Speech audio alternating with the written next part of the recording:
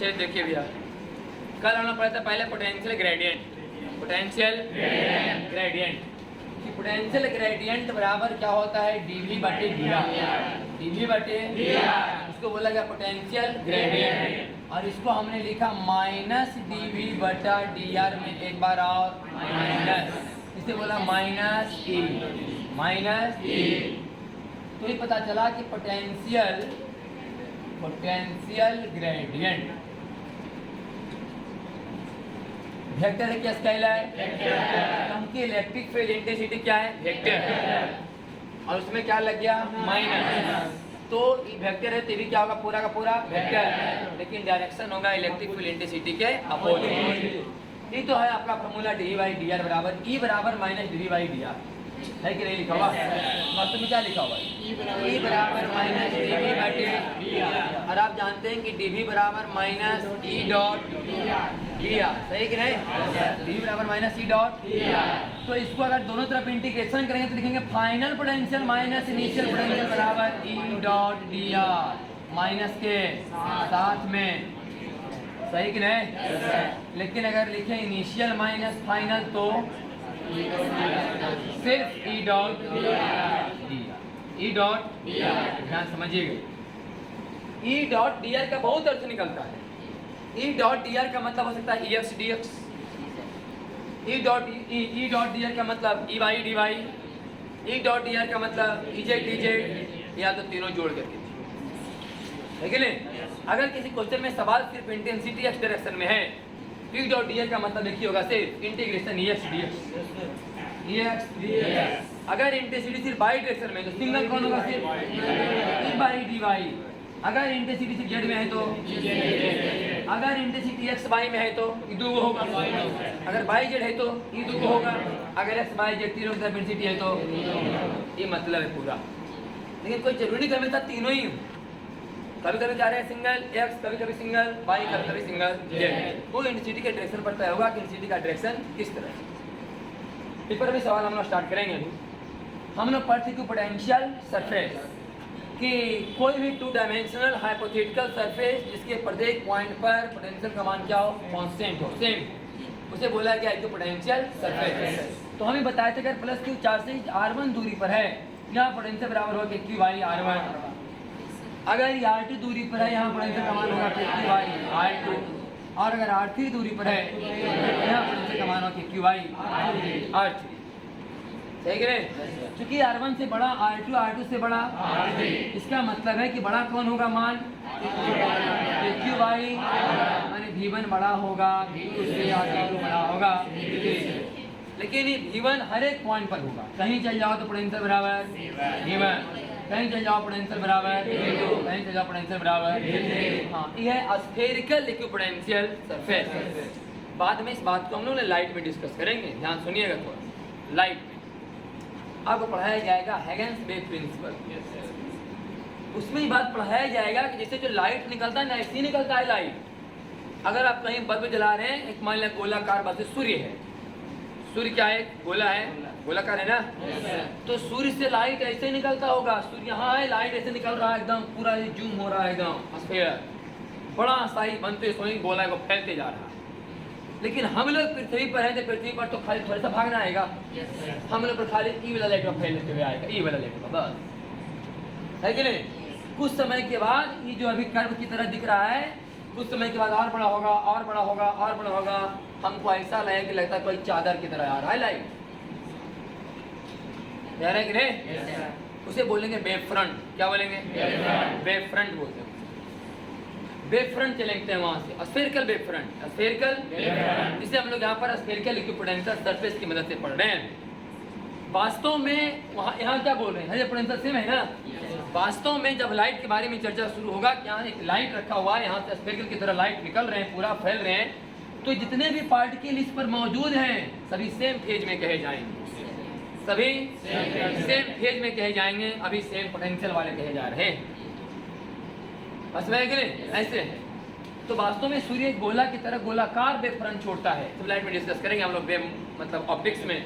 लेकिन हम लोग चूंकि सूर्य से बहुत दूर है तो ये जो साइज धीरे करते जाएगा नहीं, हमको लगता है कैसा आ रहा है, plane wave front. Plane wave front, लगता है कि लाइट एक प्लेट की तरह हम पर आ रहा है ऐसे।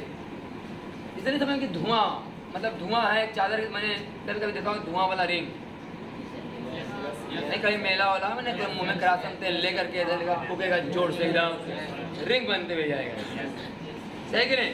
वास्तव में समझो अगर लाइट दिखाई दे तो उसको ऐसे महसूस कीजिए कि एक रिंग इस तरीके से जा रहे हैं। अब रिंग जा रहे तो एनर्जी जा रहा है, समझो कोई टकरा गया तो कोई रुक गया, जो नहीं टकराया वो आगे जाएगा। अब कोई रिंग पूरा उसमें से आधा से काट दे, मान लिया कभी कभी दिखाता है स्टेज शो वाला में भी कि रिंग मान लिया को जा रहा, आधा रिंग क्या करे से आधे रिंग जाएगा। थोड़े पूरा प्लेट सॉलिड है जो भाई जो किनारा पर रोक देंगे तो पूरे रुक जाएगा, ऐसा तो नहीं ना, किनारा पर तो पूरा रुक जाएगा पूरे। तो मतलब क्या है कि एनर्जी की तरह जा रहे हैं, एक तरफ अगर रोक भी देंगे तो रुक जाएगा, बाकी सब आगे बढ़ते रहेगा, ऐसे है। कई बात का बात है यही कहानी वहाँ रिपीट किया जाएगा, आपको पढ़ाया जाएगा वेव फ्रंट के बारे में। ये स्फेरिकल वेव फ्रंट है, ये भी क्या है स्फेरिकल वेव फ्रंट है, ये सिलेंड्रिकल वेव फ्रंट। हमारे मरकरी से ऐसा ही लाइट निकल रहा है, जो ट्यूब है उससे ऐसा ही लाइट निकल रहा है, एक सिलेंडर की तरह से बनते होंगे। जैसे ही मान लिया पन्ना है, समझो किस तरीका का ये कहानी ऐसे हो रहा है, ये पूरा ऐसे है और ये धीरे धीरे क्या हो रहे हैं फैल, और समझ गए कि कहानी कुछ ऐसा होगा वहाँ। तो अभी हम लोग इमेजिन कर रहे हैं, वहाँ पर हम लोग तो बात समझाते हैं कि वास्तव में ऐसा हो रहा है। यहाँ पर हम लोग इमेजिनेशन है कि यहाँ पर चार्ज रड है जिसके यहाँ पर चारों तरफ पोटेंशियल का मान क्या रहा होगा सेम, यहाँ पोटेंशियल का मान क्या रहा होगा सेम। आपको इससे पोटेंशियल निकाल के दिखाया जाएगा इलेक्ट्रोस्टैटिक 2 में, इलेक्ट्रोस्टैटिक 2 में निकाल के दिखाएंगे यहाँ पोटेंशियल कितना है, यहाँ पोटेंशियल कितना है, दोनों के पोटेंशियल का अंतर क्या है। ये अगला पार्ट में पढ़ाया जाएगा जब 2 वाला पार्ट आएगा। तो यहाँ भी निकाल सकते हैं पोटेंशियल, यहाँ पोटेंशियल, ये तो आसान है, ये तो क्योंकि भाई यार पता है आपको। लेकिन जब पूरा स्फीयर के बारे में चर्चा करेंगे कि बाहर कितना होता है, सतह पर कितना होता है, अंदर कितने होते हैं, सेंटर पर कितने होते हैं, ये सब पढ़ाया जाएगा। मतलब 2 वाला पार्ट अभी 1 चल रहा है ना, 2 स्टार्ट होगा। ये हो गया सब सिलेंड्रिकल इक्विपोटेंशियल सरफेस, यही दोनों हो गया हम लोग का स्फीयरिकल इक्विपोटेंशियल सरफेस। बाकी कहानी सब सुनाया है कि electric lines of force plus charge से हमेशा कहाँ निकलते हैं बाहर की ओर, कहाँ निकलते हैं। इसका मतलब इलेक्ट्रिक लाइन से फोर्स हमेशा हाई पोटेंशियल से लो पोटेंशियल की ओर जाता है और हमेशा इक्विपोटेंशियल सरफेस के परपेंडिकुलर। यही बात यहाँ माइनस चार्ज में था, यहाँ पोटेंशियल का मान होगा माइनस के क्यू बाई R1, यहाँ माइनस के क्यू बाई R2 और यहाँ माइनस के क्यू बाई R3। अभी वाला बड़ा होगा ना, अगर अभी ई वाला बड़ा है सब में लगा दिए माइनस तो वो वाला बड़ा हो जाएगा। जब ई वाला बड़ा हो गया अब लाइंस कहाँ से आएंगे उधर से, तो फिर आपको लग रहा है कि हाई से लो आ रहे हैं, क्योंकि पोटेंशियल सरफेस के परपेंडिकुलर भी हैं और हाई पोटेंशियल से पोटेंशियल की तरफ इलेक्ट्रिक लाइंस ऑफ फोर्स आए। ठीक है, ये सिलिंड्रिकल लिक्विड पोटेंशियल सरफेस, इसका जब इलेक्ट्रिक लाइंस ऑफ फोर्स खींचा जाएगा तो ऐसे खींचा जाएगा। समझ आ रहा है बात? ये प्लेन है, क्या है प्लेन है। ऊपर में समझिए किस तरीके से लाइन निकल रहे हैं, सेंटर से इधर, सेंटर से इधर, सेंटर से इधर, है कि नहीं। चारों कलम को जुड़ जाओ सेंटर, ये सब क्या हो गया इलेक्ट्रिक लाइंस ऑफ फोर्स, ठीक है। और ये सरफेस क्या कहलाएंगे इक्विपोटेंशियल सरफेस। और इस बात डिस्कस उसमें कर दिया गया था, हर एक बार ये बात बताए थे कि एक ही इक्विपोटेंशियल सरफेस पर अगर किसी चार्ज को एक जगह से दूसरा जगह लेके जाएं तो बटन बराबर 0 नहीं होगा, क्योंकि बटन का फॉर्मूला होता है चार्ज गुना फाइनल पोटेंशियल माइनस। और इक्विपोटेंशियल सरफेस कहने का मतलब साफ साफ है कि दोनों जो पोटेंशियल का मान जो इनिशियल और वही फाइनल होगा, तो पूरा आंसर का मान कितना आएगा। इधर पेज नंबर 3 कितना 100 अब आए 135।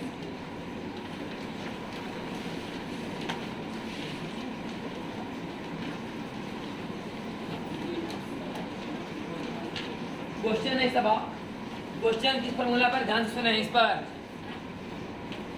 ठीक है ना।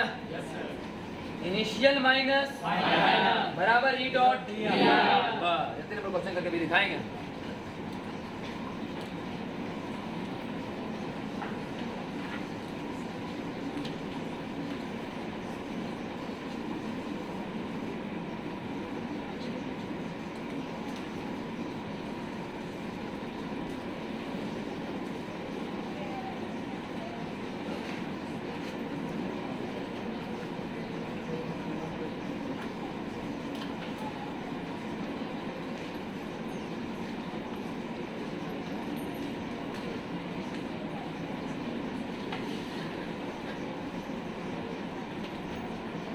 सवाल है कि इलेक्ट्रिक लाइंस ऑफ फोर्स जा रहा है एक्स एक्सिस के अलॉन्ग और ये इलेक्ट्रिक लाइंस ऑफ फोर्स कैसा है, यूनिफॉर्म, क्योंकि पैरेलल एंड इक्वी डिस्टेंस पढ़ा भाई, पैरेलल और equidistance electric lines of force uniform electric field को दर्शाते हैं और इसका वैल्यू बताया गया है E naught newton per coulomb, E naught newton per Coulomb.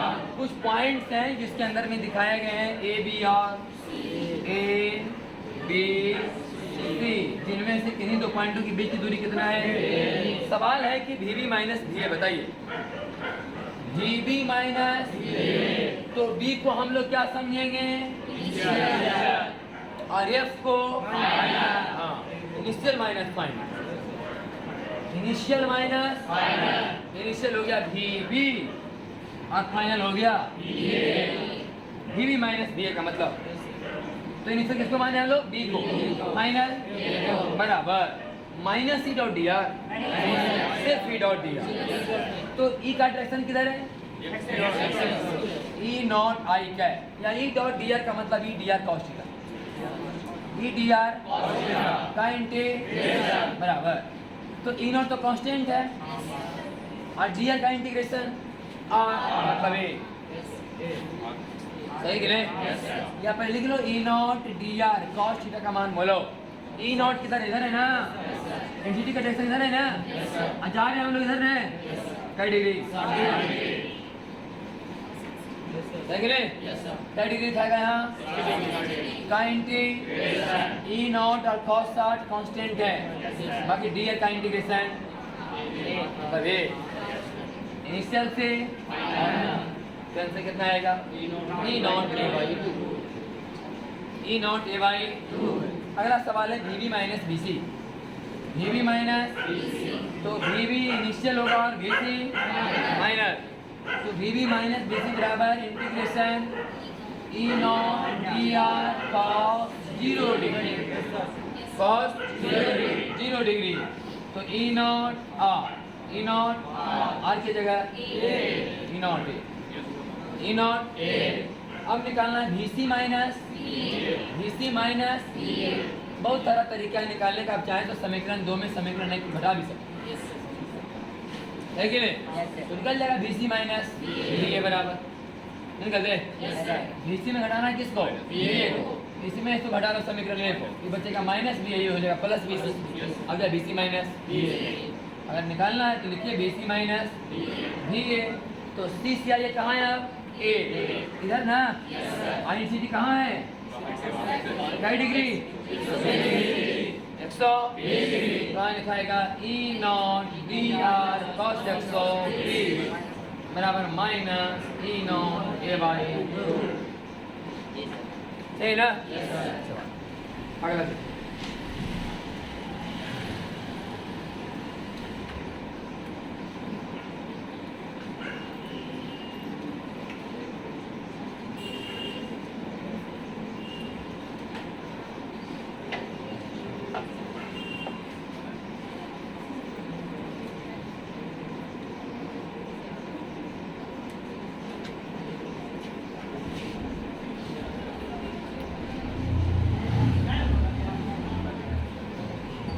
अगला सवाल में आपको दिखाया गया है कि इलेक्ट्रिक लाइंस ऑफ फोर्स किधर है,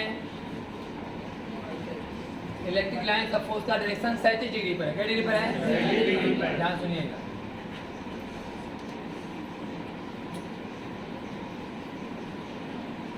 ऐसे चल रहा है इलेक्ट्रिक लाइंस ऑफ फोर्स,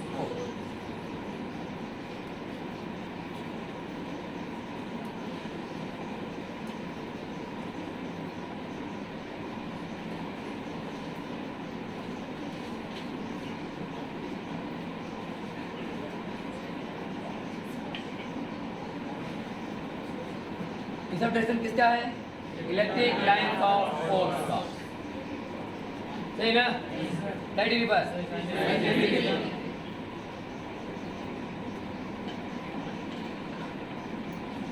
इस इलेक्ट्रिक फील्ड का मान दिया गया है कितना, 10 न्यूटन पर कूलॉम है, लिखा कितना 10 न्यूटन।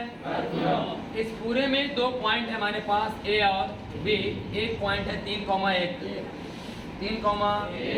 यहाँ है, और दूसरा पॉइंट कितना है 4,5। तो यहाँ से ना गिनती हो रहा है ना, ये हो गया 3,1 4,5 सही होगा नहीं, तो हट के नहीं 4,5 सही कि नहीं 4,5। तो निकालना क्या हम लोग को VB minus VA, VB minus VA। इसी सवाल का आंसर है ये, चला गई इसका अलग VB माइनस VA इसी का है ना। ठीक, तो यहाँ BA किए, यहाँ A निकलना है, A होगा क्योंकि यहाँ देखो ना B यहाँ लिखल होगा, देखो सब BE लिखल है, BE निकल B। तो वास्तव में B पॉइंट के बारे में, आई मतलब इलेक्ट्रिक फील्ड, समझ आ रहा है कि नहीं। B और E ऐसा लिखा है, लगता है कि लिखा बाइंडिंग एनर्जी है कि नहीं, ऐसा लग रहा है देखने में, लेकिन ये B दिखाएगा किसको, पॉइंट को 4,5 का नाम है पॉइंट B और 3 का मान है पॉइंट A। ICT का मान कितना है 10। तो सवाल में ना गड़बड़, इंटेंसिटी लिखा गया है आई का, नहीं लिखा है, ध्यान सुनना पहले थोड़ा सा। ये जो सॉल्यूशन किया ना VB माइनस VA बराबर E डॉट DR, ये पहले हो गया सवाल मैं कि नहीं, ये जो VB माइनस VA सोल्व करे ना क्या, ही पहले सवाल का आंसर है डायरेक्ट, अभी सवाल करा थे नहीं बोला। यहाँ E0 है न्यूटन पर कूलम आई कैप की तरफ, और यहाँ पर पॉइंट था ABC था कि नहीं, ABC दूरी से कितना था A, और निकालना था हमको VB माइनस बराबर होगा E डॉट DR, है ना, बराबर E डॉट R लिखा हुआ डायरेक्ट E डॉट R। तो E का मान लिखा गया कि E0 आई कैप, E0 आई कैप डॉट R B से A, तो B से A ही हो लेना, कितना हुआ तो इसका दो कंपोनेंट लिखेंगे, A cos 60 I, A sin 60। तो बताए A cos 60 आई मतलब A by 2 I, A sin 60 j माने A रूट 3 बाई 2j, तो I डॉट j बराबर तो 0, अब I डॉट I बराबर 1 बराबर E0 A बाई, समझ आया कि नहीं, ठीक करके दिखाया गया हुआ क्या बोला। इस सवाल का आंसर पीछे, इस सवाल का जो आंसर है ना पीछे है। क्या निकालना है इसमें VA माइनस VB, हाँ बोलो क्या दिक्कत हुआ।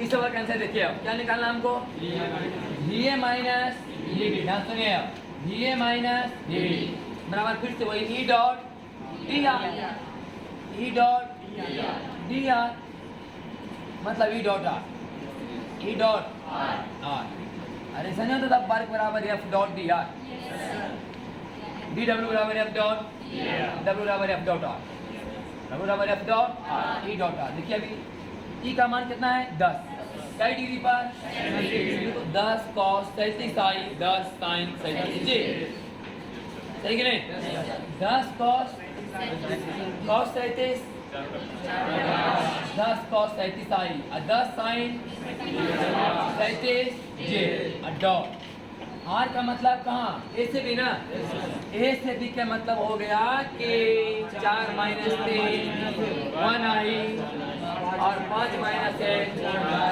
1 आई प्लस, तो लिखा हुआ होगा उसमें 1 आई प्लस 4, तोड़ के लिखा पहले लिखा लेते 4 आई 5 जे माइनस 3 आई 1 जे, ठीक है तो वेक्टर साहब तो घड़ा कितना आएगा 1 आई 4 जे, 1 आई इसके साथ डॉट किया जाएगा 1 आई और 4, तो डॉट में क्या होता है आई वाला और जे, 5 दूनी आई 5 दूनी 10, 4 दूनी 8 1 8 आई 3 दूनी 6 चौका 24 8,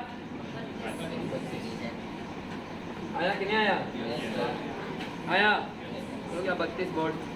फिर वही लिखा है अल्टरनेट मेथड, क्या वही सवाल जो दूसरा तरीका बताया ना अभी, ये हो गया ई डॉट आर से आए वही तरीका से,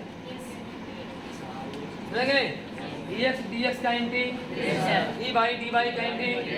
समझ लो कि इंटेंसिटी है 10, तो 10 का x मैंने कितना हुआ 10 cos 10 cos 37 और dx का इंटी x नियामक 3 से लेकर के सही कि नहीं? अगर बाई की तरफ निकालना है तो E by D by, E by कितना आएगा 10 साइन से 10 साइन और डी वाई का इंटी 1 से लेकर के बात तो नहीं आएगा। ये भी वही बात हो गई, 2 4 दूनी 8, यहाँ आएगा 1 आएगा ना, यहाँ आएगा कितना 4, 5 दूनी 6 चौका 24 8। मैंने जो तरीका लगाना है, वेक्टर का नियम लगाना है, इंटेग्रल का नियम लगाना है, सब एक ही बात। अगला सवाल देखिए।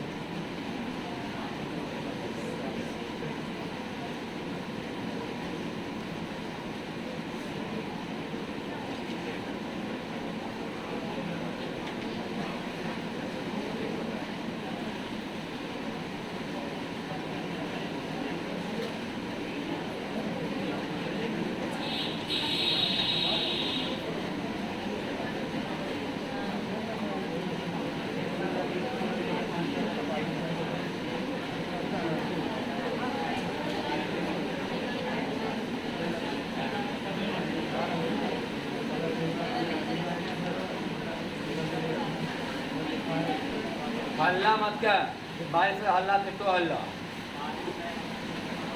देखिए। अगले सवाल में कुछ इक्विपोटेंशियल सरफेस खींचे गए हैं, जैसे कि बताया गया है कि लाइन पर कहीं चल जाओ पोटेंशियल बराबर 10 वोल्ट। हल कर ना, इसके ऊपर एक लाइन है, कहीं चल जाओ पोटेंशियल बराबर 20 वोल्ट। इसके ऊपर लाइन पर कहीं चल जाओ पोटेंशियल बराबर 30 वोल्ट। इसके ऊपर कहीं चल जाओ पोटेंशियल बराबर क्या है सब इक्विपोटेंशियल सरफेस। तो हमें इस बात का पता है कि electric lines of force are always perpendicular to equipotential surface and इस direction is high potential to. हम आसानी से खींच सकते हैं इलेक्ट्रिक लाइंस ऑफ फोर्स, ठीक है? बताना है कि इलेक्ट्रिक फील्ड इंटेंसिटी का मान क्या है। सॉरी ना, अभी इसका दूरी कितना है साहब 10 सेंटीमीटर 10 सेंटीमीटर 10 सेंटीमीटर। तो बताइए कि इस इलेक्ट्रिक फील्ड इंटेंसिटी का मान क्या है। अभी तक हम लोग क्या निकाल रहे थे, इंटेंसिटी डेल्टा, दो बिंदु के बीच का पोटेंशियल डिफरेंस है कि नहीं। अभी VA minus BB, BB minus BC, VA minus BC।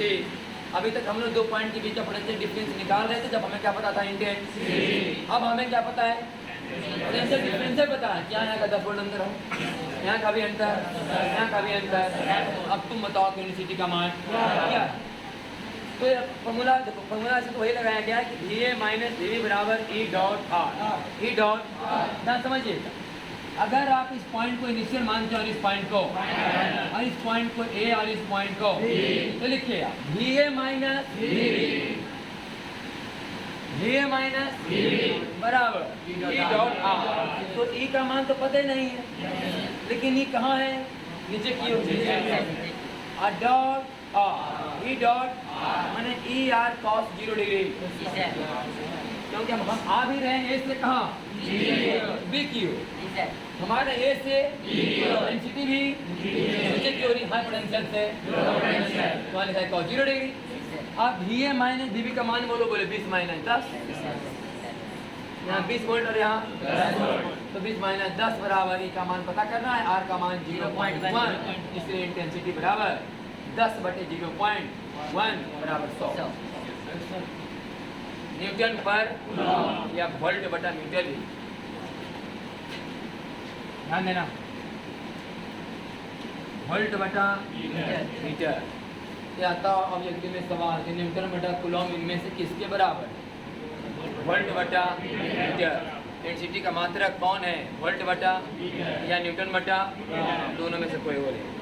बहुत बार 12th में कभी बनाएगा, 12th लेवल वाला में जो आता है और बेटी बोला 15-20 बार मिलेगा। कितना आंसर आ गया हम लोग का, 100 न्यूटन पर मीटर। अगला सवाल देखिए।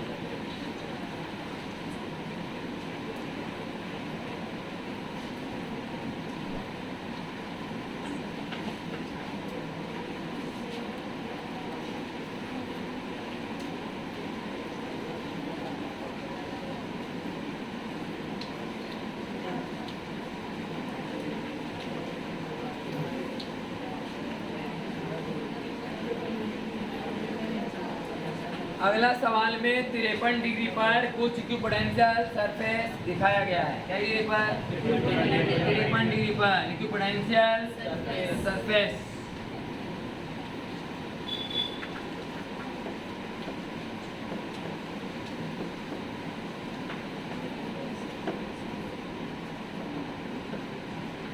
क्या डिग्री है ये? इसका पोटेंशियल कितना है? 40।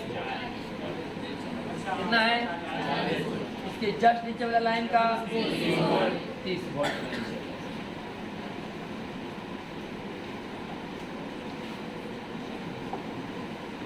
इसके जस्ट ऊपर वाला लाइन का 50 वोल्ट। अलगाव है 60।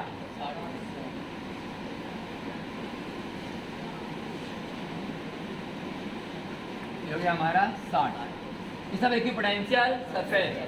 तो गारंटी इलेक्ट्रिक लाइन सपोर्ट हमेशा इसके परपेंडिकुलर।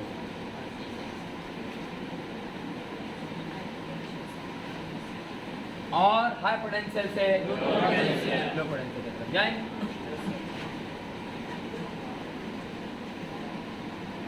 खींचने का तो कहीं से खींच सकते हैं, थोड़ा सा समझने में आसानी हो इसलिए से खींच।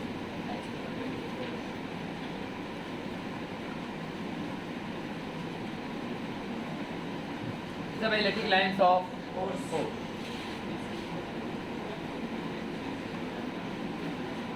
सवाल वही है कि find electric field intensity with direction. Direction में कोई गड़बड़ी नहीं, तो साफ पता चल रहा है।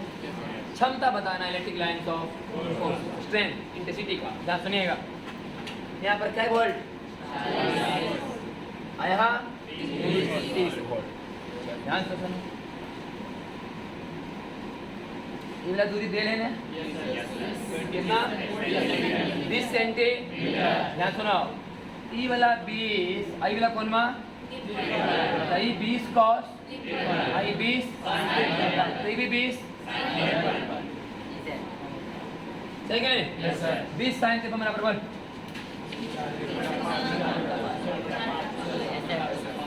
सही ना? 16 सेंटीमीटर।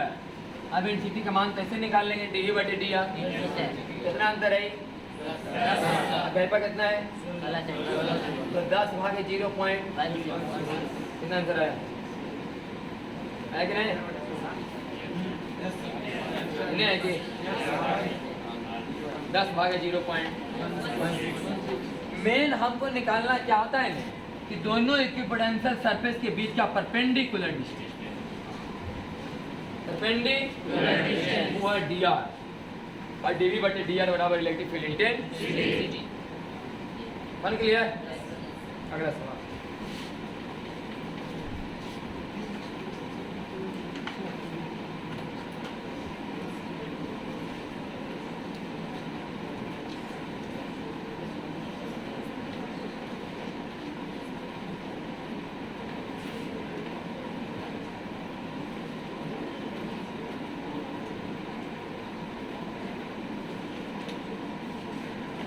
लिखा हुआ है कि 2x plus 3y is equation of electric field lines.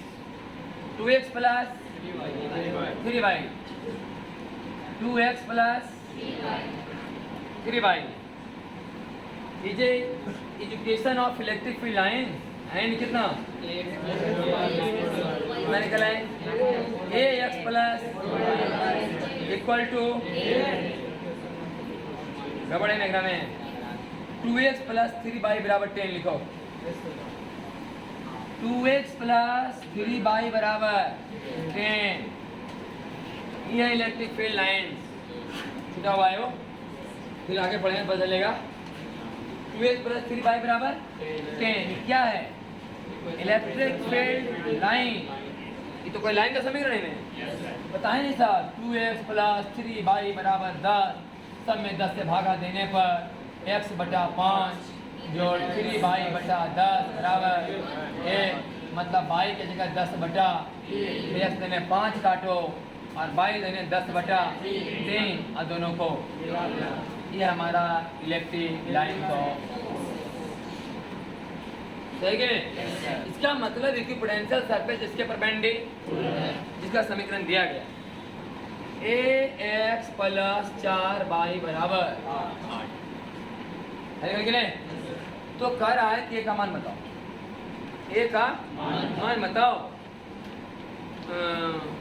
Find value of ए।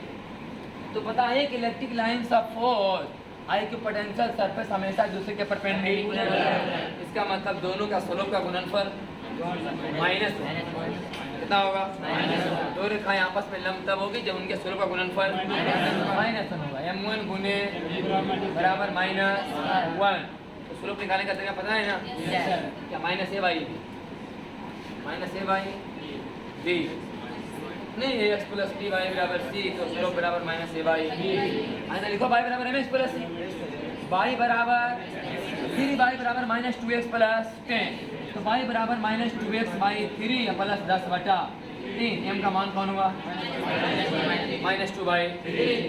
यहाँ देखो कि 4 बाई बराबर -ax प्लस 8, सही ना? तो बाई बराबर -a बटा 4x प्लस 8 बटे 4। स्लोप का मान -a बाई 4 गुने -2 बाई 3 बराबर माइनस दो दूनी 3 दूनी ये बराबर आ जाओ।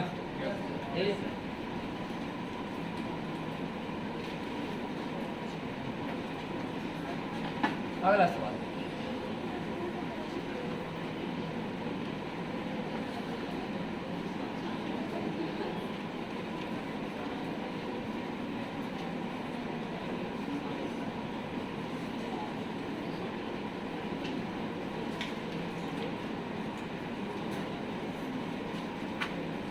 लिखा है -5 कूलम चार्ज और एक +5 कूलम चार्ज है। ऑरिजिन से दोनों कितने मीटर पर हैं? 2 मीटर।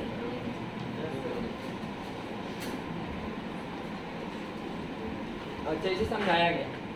तो इसके बीच में कहीं भी चल जाइएगा तो पोटेंशियल का मान 0 है, सही है? यहाँ पोटेंशियल का मान कितना आएगा? 0। यहाँ भी 0, क्योंकि दूरी दोनों तरफ जितना पोटेंशियल इसका प्लस के चलते आएगा उतना पोटेंशियल इसका। तो ये वाला लाइन जो है परपेंडिकुलर बाई सेक्टर लंब समद्वि भाजक वाला जो बीचों बीच लाइन जाएगा, ये क्या कहलाएगा? Equipotential line. इक्विपोटेंशियल में लिखा हुआ है। आई लिखा कि फाइंड इक्वेशन, क्या लिखा है? Equation of equipotential line having v बराबर 0। तो इक्वेशन क्या लिखाएगा इसका? अगर ऑरिजिन से है तो इसका मतलब ही लिखाएगा कि x बराबर 0 नहीं हुआ, बाई एक्स पर क्या 0? x बराबर 0, x अक्ष पर आगे नीचे क्वेश्चन है मेरे की है ना? कुछ है सब मुझे लिखो। अरे पीछे वाला हो तो नहीं, और क्वेश्चन इसी का है।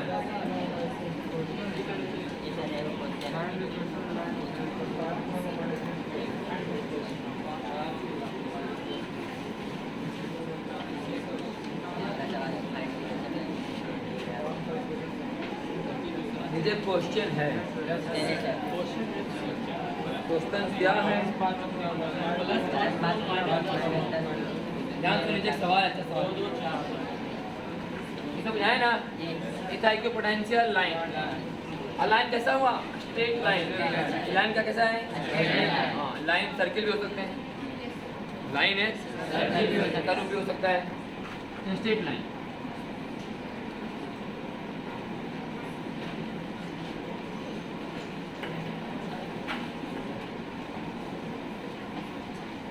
और नीचे फिर एक सवाल है कि find equation of line where potential बराबर 0। कोऑर्डिनेट की तरह सवाल है। एक ऐसा लाइन का समीकरण बताइए जहां पर पोटेंशियल का मान कितना है? 0, जबकि 2 चार्ज दिया गया है। कौन कौन? एक प्लस 5 कूलम और एक माइनस। एक बात तो क्लियर है कि बिना एक चार्ज प्लस एक चार्ज माइनस से पोटेंशियल कभी 0। एक पॉइंट का नियामक बोलो, 2, और बोलो 4, सही भैया 4, 2। तूने पढ़ा होगा locus of A point, coordinate में चैप्टर होता है लोकस ऑफ ए पॉइंट, कि किसी बिंदु का रास्ता क्या है। वहीं से धीरे धीरे हम लोग फिर circle, straight pair of straight line, conic section आगे बढ़ता है। तो लोकस ऑफ ए पॉइंट, अगर हम किसी पॉइंट का मतलब बिंदु पथ लोकस अगर उसका निकालना चाहते हैं तो हम उस पॉइंट को कुछ मान लेते हैं एक्स और वाई, और उस कंडीशन क्या करते हैं सेटिस्फाई करवाते हैं, है कि नहीं।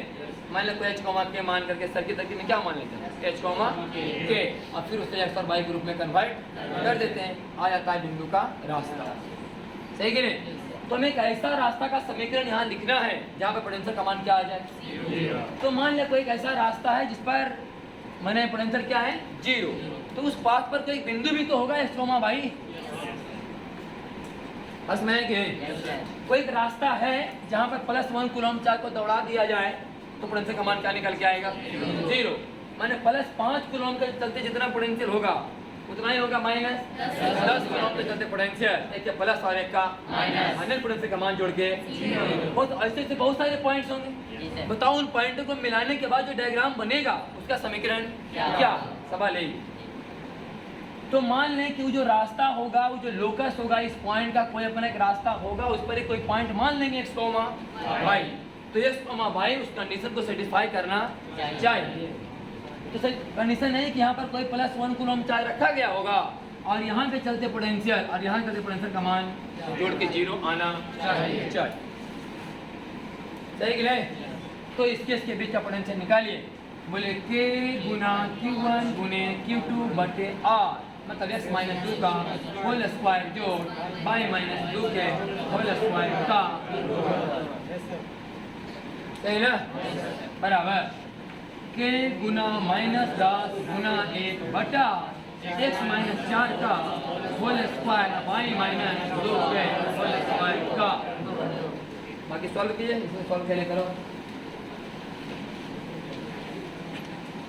5 दूनी और बराबर कितना दे देंगे ना, यहाँ प्लस में जाएगी, मैंने मेन हुआ कि जोड़ के 0 आना चाहिए, ये दोनों जोड़ के 0, अगर माइनस देंगे तो क्या लिखाएगा बराबर 0, तो अब इधर जाएगा तो क्या हो जाएगा ऐसे ना, कैसे के 5 दूनी अब आ जाएगा 1 बटे इतना बराबर 2 बटे दोनों तरफ स्क्वायर करेंगे, सही करें। बाकी जो समीकरण आएगा वो अपना समीकरण होगा, याद है नहीं। अब कैलकुलेशन सिर्फ यहाँ से दोनों क्या करेंगे वर्ग, तन रूट बाहर जाएगा, तो कितना आया 3x square plus 3y square plus 24x plus 12 बराबर क्या है, equation of circle, equation of x square plus y square plus 2gx plus 2y plus 2yc। सरल का इक्वेशन क्या है,